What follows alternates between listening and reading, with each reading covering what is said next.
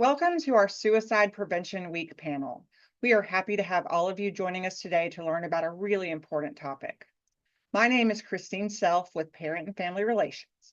Joining me today are Lisa Viator from the Student Counseling Center, Heather Frazier from RISE, Sarah Cuevas from University Student Housing, and Jill Stengel, Assistant Vice Provost for Student Wellbeing.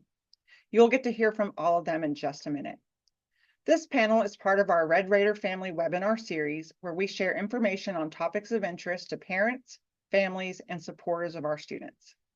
We hope that by participating, you'll learn about resources that help support students' mental health and well-being, as well as ways to talk to your student about suicide prevention. We plan to keep this panel to about 30 minutes or so.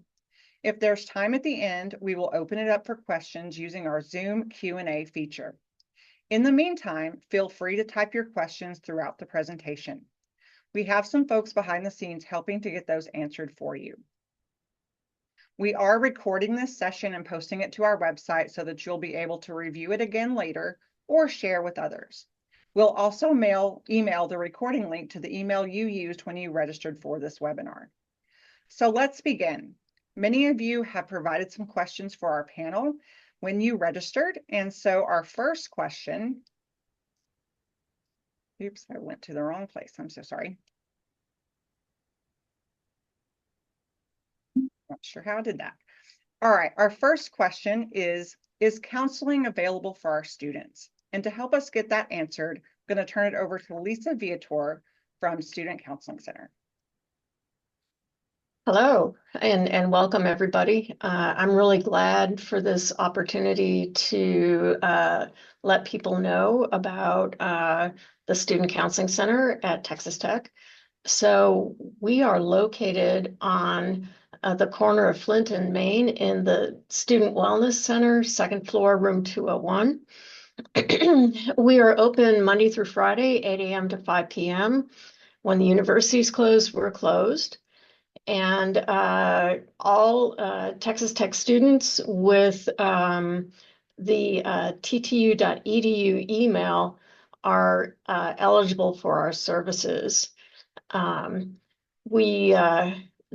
of our services are free, paid for out of student fees, so we don't accept insurance. There's no copay involved. The only financial thing that's involved is there is a $25 no-show fee if someone no-shows their appointment and doesn't call in advance to cancel. Next slide.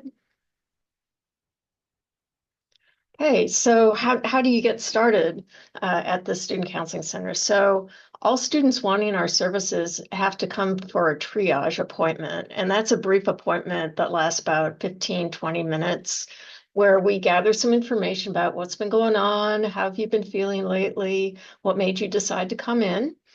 They fill out some paperwork as well, and then from there, we send our notes on to our case manager, who looks for an appointment time that fits your student's schedule. I will say that if a student is in crisis, that person does not have to wait for walk-in clinic hours, 12:30 to 3:30. They can come in anytime that we are open, 8 a.m. to 5 p.m., Monday through Friday. Next slide. So some of you may wonder, like, well, what if someone's in crisis after hours? We have the Texas Tech Crisis Helpline, 806-742-5555. It is a wonderful resource for students in crisis, students who are having suicidal ideation. They can talk to a counselor who will assess the situation, do some safety planning, and if need be, help arrange for hospitalization if necessary. So that's one very important resource. For less urgent situations, we have a vendor called TELUS, which provides telehealth, either phone or video. And it can be on demand, which means if it's 2 a.m. and your student is having a panic attack because they don't feel ready for their exam the next day, they can call or chat with a TELUS counselor, and that person will be able to do some interventions. Alternatively, if the student wants ongoing scheduled appointments with a TELUS counselor, that can be arranged as well. And then the final thing that's available 24/7 is therapy assistance online. This is a library that is full of all kinds of resources to help students feel, able to self-soothe, to calm down, to kind of take a breath and be in the present moment rather than worrying about, the future or ruminating about the past. And they can set up a therapy assistance online account and then search for, whatever topic interests them. Okay. Next. And then finally, we offer question, persuade, refer suicide prevention training. We provide this training to all new Texas Tech staff once a month. And we also have separate monthly presentations for the entire campus that people can sign up for. This is a really great tool because it teaches all of the warning signs. It goes through myths and facts about suicide, and it talks about how to intervene and get that person the help that they need. And I have expressed an interest in giving a QPR presentation, for a webinar like this for parents and family. And I expect that we'll be offering that in the near future. Wonderful. Thank you so much, Lisa. Yes, we are very interested in working with you to provide that resource for parents and families. We think it will be amazing. All right, so our next question, many of you asked, what other types of assistance is offered at Texas Tech? And to help us answer this, I'm going to turn it over to Heather Frazier from RISE. Hi, everyone. I'm so glad to be here with you all. I'm going to talk a little bit about the student mental health community. We are a non-clinical peer support program on campus that our aim is to really just normalize college stress, right? The difficulties that come with various transitions in college. And being that we have members from incoming freshmen through PhD students, it really creates an atmosphere for various different transitions and an opportunity for those newer students to create relationships with other students who have been through sort of the same types of stressors. Can you go ahead and go to the next slide, please? And some of the ways that we create this environment are going to be our daily peer support meetings. They are 3 in-person and 2 virtual meetings per week. So 1 per day, Monday through Friday. They're check-in style, kind of, is there anything you're struggling with? Is there anything you might want to celebrate with your peers? And then they let their peers know if they're open to feedback or not, so that they can create just authentic relationship through their stresses and struggles. And also it really just normalizes and helps them feel connected, that they're not alone in their struggles. Another thing is our community space. We do have a student lobby that is in Weeks Hall. We are located directly under the Undergraduate Writing Center and right above the student disabilities. So a lot of students are frequenting our building, and so it's relatively easy to find. In our community space, our students can hang out and do homework or grab a cup of coffee between classes. Just have somebody to chat with if they're feeling lonely. It's just a space that they can kind of like make their own. Whatever it is that they need from us at that time, we try to meet their needs how we can. We also have monthly events. Actually, this semester we're doing bi-monthly, so every other week we're having an event. We do community lunches once a month. We're going to be meeting at a corn maze later in a couple of weeks and just try to create a space where our students can have a good time and like kind of leave their identity of student or struggle or any of those things kind of behind and have a good time and build more deep connections with their peers that can last far past the school years. So that's one of my favorite parts. And then we do have a supportive app. It's called Flare. It is staff monitored and we have multiple group chats in it. You have to be invited to this app. So it's not something that people can just like jump into. So we're very easily able to make sure that there's no inappropriate interactions happening. But there's a chat for announcements, a chat for struggle bus. Like if you just need to vent for a minute, go ahead and do that. And there's a chat for let's hang out. So if somebody has a few minutes and they want to go grab a cup of coffee or some lunch or something, they can pop it in there. And if anybody else has availability, that's another way that they can kind of create relationships outside of the space. And then the next slide is just my contact information. Please feel free to give me a call or an email or for your student to give me a call or an email, and I'd be happy to meet with them and give them a tour of our space. Wonderful. Thank you so much, Heather. Our next question is, what about students living on campus? Are housing staff trained to identify possible suicidal behavior? And to help us answer this question, I'm going to turn it over to Sarah Cuevas from University Student Housing.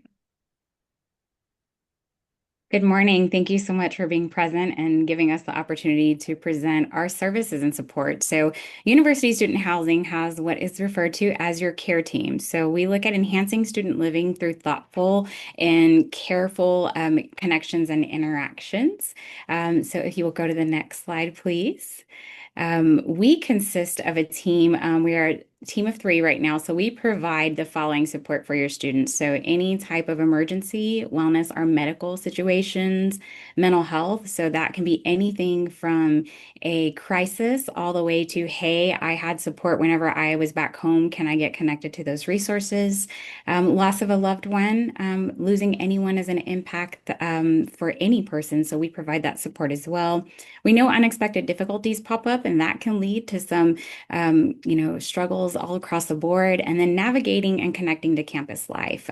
So in part of our services, we are available to meet with students one-on-one and talk with them about what is going on, what support they can have. We also work with families and parents. If you are talking with your student and there are some things that are kind of not sounding like themselves, right now is a very crucial time in the semester for our residents and our students overall. There is not a break per se until Thanksgiving. So as we continue to go through the semester, we will see kind of the increase of, oh my goodness, this is what's going on this semester, or I'm dealing with the following, what can I do, or do I know what to do? So all of our staff, from our community advisors all the way to our professional staff, are certified in the QPR training that Dr. Viator and the Student Counseling Center provide. So that is our number one step in having every staff member be aware and the signs and symptoms of what to look for. We are also, our staff members are certified with mental health first aid, and we are able to provide that support as well. And so if you are looking to get your student connected, or if you want to just talk through a scenario, we are located in the Leadership Development Center, which is in between the Carpenter Wells complex. And we are pretty much here from 8 to 5 and can assist with anything, even with walk-ins. So if you have any questions, or your student is just needing a place to go, we are available to help them get connected to those crucial resources. Wonderful. Thank you so much, Sarah. All right, our next question is, what is Texas Tech doing to support overall student well-being? And what better person to answer this question than Jill Stengel, our Assistant Vice Provost for Student Well-being. Jill? Thank you, Christine. Hi, everyone. Thank you for being here and spending part of your day with us today. I'm glad to have the opportunity to discuss Tech Thrive with you. Tech Thrive is a 5-year initiative that Texas Tech University has started in part of our reaffirmation of accreditation. This is our quality enhancement plan. You're not here to talk about accreditation. I understand that, but this is a very important initiative for the university. We began topic identification back in 2022, and after receiving input from faculty, staff, and students beginning in 2022, it became apparent that selecting student well-being and mental health literacy would be an appropriate topic for our quality enhancement plan that will run from 2025 to 2030. When some of you are on campus for RRO, you may have seen the Tech Thrive lamppost banners. You may have attended the RRO presentation called Tech Thrive. So this is just one slide from that presentation that has an overview of the 8 dimensions of wellness. And so Texas Tech University provides a plethora of resources that touch these 8 different dimensions. And so when we talk about holistic well-being, it's not just mental health. While mental health is very important and falls under the emotional dimension, the other 7 dimensions are important as well. And so Tech Thrive over the next 5 years will seek to promote different initiatives on campus. Students can look for Well-Being Wednesday activities, for Mindful Matador activities. Everything will roll out gradually. We don't do everything in year 1. It's a 5-year endeavor. But Texas Tech finds student well-being to be so important that we have couched our reaffirmation of accreditation on the topic and want to overall improve the culture on campus so that it is supportive for student well-being in all of these 8 dimensions, including obviously emotional wellness. So if you can go to the next slide.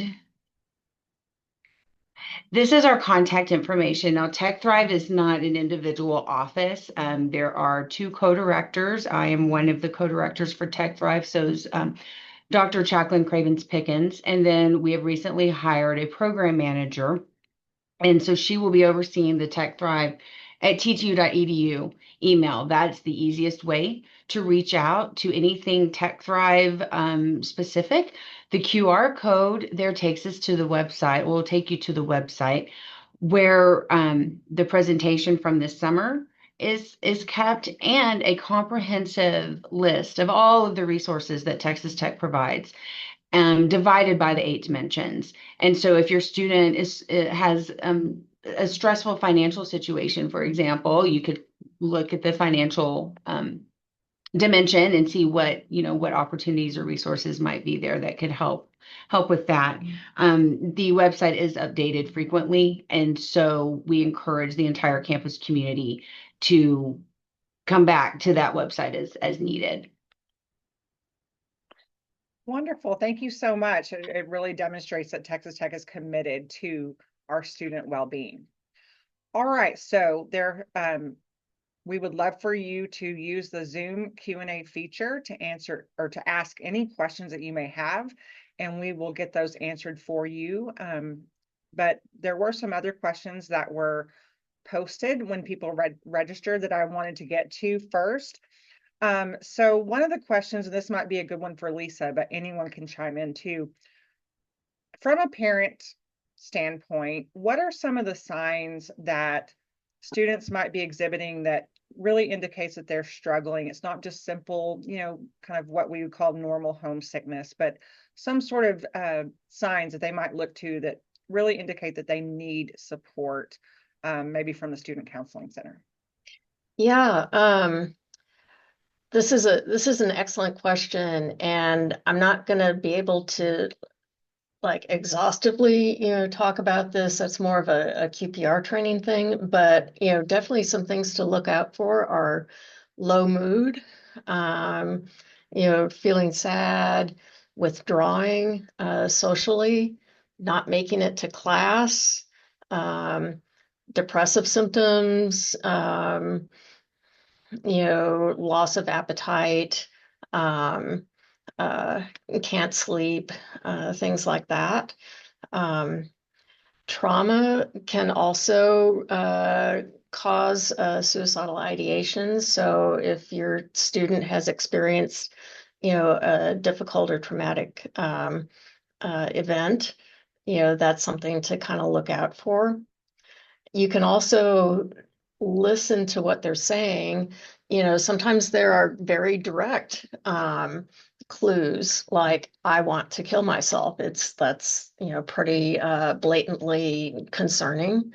But sometimes students can be a little bit more indirect in what they say. Things like, I wish I could go to sleep and never wake up.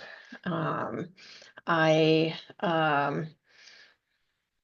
you know, pretty soon you won't have to worry about me, things like that, just to kind of listen for. And then, finally, one of the risk factors, I think, for suicide is any kind of significant loss. Like at the counseling center, for instance, we see a lot of students who become suicidal because of loss of an imagined future. Like, for instance, a student might want to be pre-med and, go to medical school, but they just cannot pass, biology, for instance. And so loss of an imagined future is probably one of the most common things that we see that cause suicidal thinking and planning.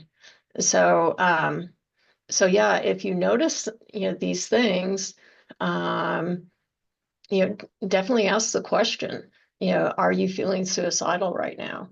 And it does not hurt anything, to ask the question. Thank you. Another question that we received was how, and this could be for anybody, how can parents help support students that are carrying a heavy class load, and again, just experiencing a lot of academic stress?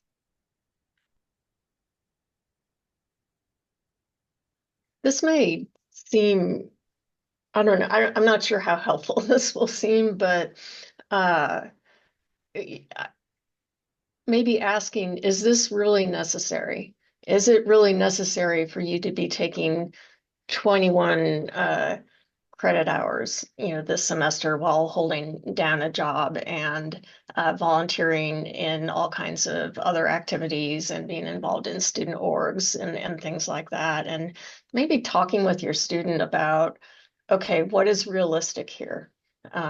What is going to burn you out and make you feel, just very overwhelmed and stressed? And how can we kind of know where that sweet spot is in terms of, when is it too much? When is it too little? Yeah. Thank you. I would also say I'm sorry if I interrupted go for somebody, it. sorry. You encourage your student to utilize the resources on campus, the academic support services. If the counseling center, if they're not needing counseling, therapy. We have life coaches. There are student success specialists. There's supplemental instruction if they're struggling with a class.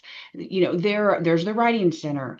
Um, Texas Tech is not short on opportunities for students to get out there and get that support, be in any of those dimensions that were shown earlier. So, I would just say, being supportive, listening, being encouraging, and then saying, "Hey, we're paying for these resources. Go use them." And they'll feel better when they can have some ownership and a handle and feel like they have a handle on what's expected of them with a heavy course load. Thank I you. would definitely echo that briefly if I can, Christine. Sure. Something we often work with students on when we are meeting with them and they're expressing kind of just this overwhelmingness, or it's like, I sometimes call it the deer in headlights effect, because it's like, I just took this midterm. I don't know what's going on. I'm afraid to say this out loud because I don't want to let down XYZ. I've got all these people to support. I think something we work with students is, setting up a communication plan and having in those check-in points. Something I often encourage students to do is FaceTime as you're walking to class. It gives proof of life, but it also helps rebuild that connection of kind of where you're at with each other, as well as we know, students come from the K through 12 system, right? Like you can't miss class because there was all these guidelines. Sometimes students do have excused absences in their courses. And sometimes it's like, oh, I crammed for a test last night. This absence could be excused. Is it okay if I miss class? And so often, sometimes when we're working with them in the midst of that big bulk in the semester, it's like, well, yeah, you can miss class as long as all the other things are lined up. And I think sometimes it's just that additional validation. We don't know what we don't know until we get in the middle of it. So we often walk them through the continuum of the semester too, like we're about to go into midterms. So what does that mean? Studying habits. After that, we get a small break. Then we go into finals. And so just setting up those crucial check-in points, I think, is helpful when we have worked with students in the past. And I'm just going to piggyback very briefly. I think normalizing having these conversations, being a safe space that they can talk about where they're struggling, that they don't feel like they have to protect you from their struggle. Also, just checking in on, are you eating enough? Are you sleeping enough? I know that life is really, really hectic for these students, and they can sometimes neglect their most basic needs. And then that can kind of have a more rapid decline. So just, checking in on them. Did you eat lunch? What time did you wake up? Are you, like experiencing the sun on your skin when you're walking to class? Like, are you taking brief moments of deep breath and getting grounded before you walk into that classroom and have to be immersed in whatever, topic is in the class? That's a really good point too. I'm loving all this talk about taking advantage of the resources that we have here at Texas Tech. And that leads me to this next question. So if each of you could just briefly share, if a parent or family member supporter of a student does notice some concerning signs about their student, what is the best way to, again, from a distance, many of our families live many hours away or even out of state. What's the best way to refer them for help?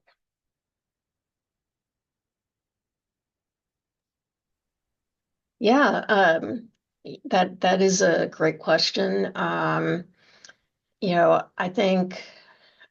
think there are many ways to refer. If someone is in town, walking your student over to the counseling center is a great way to refer. But from a distance, it can be a little bit more challenging. But yeah, just kind of maybe gathering some information about the counseling center.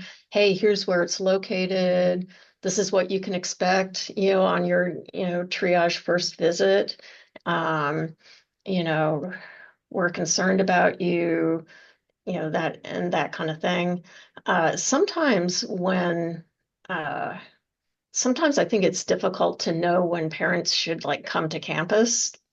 If there's a lot of those warning signs that I talked about earlier, like if it were my kid, I would come to campus and kind of provide that in-person support. And I know that's sometimes difficult. People have jobs, people have other responsibilities, people have other children to take care of. But, if there's this concerning accumulation of warning signs, I would encourage coming to campus and supporting your student that way. Um, I would also tell your student about the crisis helpline. Hey, here's a number that you can call. If you are really feeling sad, desperate, suicidal, what have you, these people will help you, you know. And then from there, the crisis helpline counselors will refer to the counseling center. So. You. I know that this is suicide prevention panel, but I do want to kind of just piece together something that Lisa and something that Sarah said. If you have a scheduled, like we know every Tuesday at 1, there's a gap where we have a phone call. I think that you could also be on the phone with them and say, hey, like, where are you at on a scale of 0 to 10? How are you feeling? And maybe start getting connected to these resources before we're in crisis, that we can avoid getting there potentially to begin with. I think a lot of times we think, when rubber hits the road, like we have to take care of this, but if we can start to normalize tending to ourselves before we reach that place, then potentially we can avoid it overall. And I definitely want to echo that, Heather. Thank you so much. I think something to kind of think about here too, the proximity of where our office is for the Housing Cares team, we are within walking distance of the counseling center and the student health services. So I'll be real transparent. Yesterday, I was working with a student in crisis and we immediately identified, I want to talk to someone. I don't want to talk to you. You're nice, but can you get me to the professional? So we immediately walked over and got them connected. I think at any point, if you are communicating with your student and these signs are very apparent, I'm a parent as well. So yes, whatever support you feel is going to be best is great. Also, we typically will say, hey, what have we done in the past? How have we responded to these different situations? And how would you like this for your student? There's a number of things that you can call. You can call the Housing Cares team. You can call the crisis line. Virtually, if you contact anybody on this panel, we're going to get you connected to where you need to for that immediate response. And I think sometimes students are a little nervous to talk about whether they're on a care plan for medication. So sometimes if we do a med change in the middle of a semester, that can also have some symptoms of suicide ideology and or impact just the entire transition overall. So I echo Heather and Dr. Viator on, if you can get them connected to us sooner, we're able to help make those connections across the board. I always say, who's on your dream team? Who is the person you tap in when these different situations present, and how do you access them? And so I think even in the slightest, if you hear it in your student's voice, or if you get a text that you're not sure about, reach out to one of us. If they're in the residence hall and you're like, hey, I need you to talk to someone now, they can contact their CA. We also have a coordinator on call that's available, and we have an entire support system that will get that emergency response or just a response in general, get them to where they need that support. Thank you. We are just a little bit past the end of our time. We do have a survey link on here. Do know that we will send you the link to the recording of this session if you want to review it, or if you popped on a little bit late. And want to thank all of our panelists for sharing their expertise with us today, and thank all of you for being here. Have a wonderful rest of your day.